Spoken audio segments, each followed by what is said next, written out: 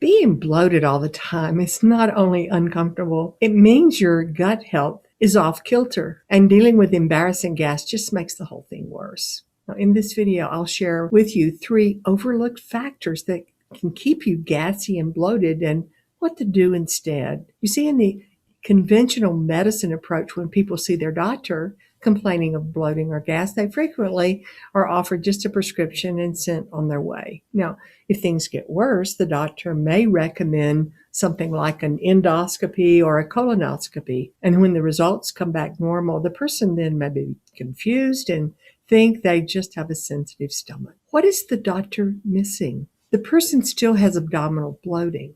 And what is the real root cause? So, a question for you. Do you know that most GI symptoms that are ignored can be a wide range of gut issues like an imbalance in the gut bacteria or even undiagnosed food sensitivities? Why don't you give me an answer, either yes or no, and feel free to place your question in the comment box below. And if you find this content helpful, let me know by liking this video or subscribing below. Now, there are other causes of abdominal bloating that the traditional scopes don't pick up. Things like SIBO, which is small intestinal bacterial overgrowth, or other pathogens like H. pylori or even Candida. Now, imbalance in the gut bacteria can certainly cause unpleasant and serious symptoms. The traditional diagnosis of anyone with any kind of GI symptoms is just to label it IBS, which is irritable bowel syndrome. This is one of the most misdiagnoses in conventional medicine, which happens to be SIBO. So how many people suffer needlessly because a thorough examination hasn't been done? SIBO occurs when there are too many bacteria in the small intestines instead of where they should be in the large intestines. Now, this overgrowth can cause the bloating and the excessive gas and the frequent belching, and even nausea, and just a general unwell feeling. There are several causes of SIBO,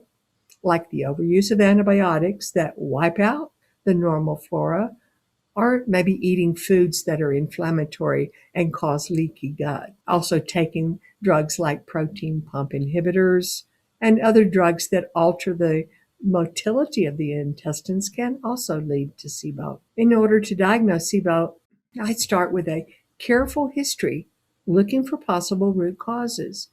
And then on a physical exam, I often find excessive abdominal distension, which means there's bloat. Instead of just guessing that this person has SIBO, I want to test.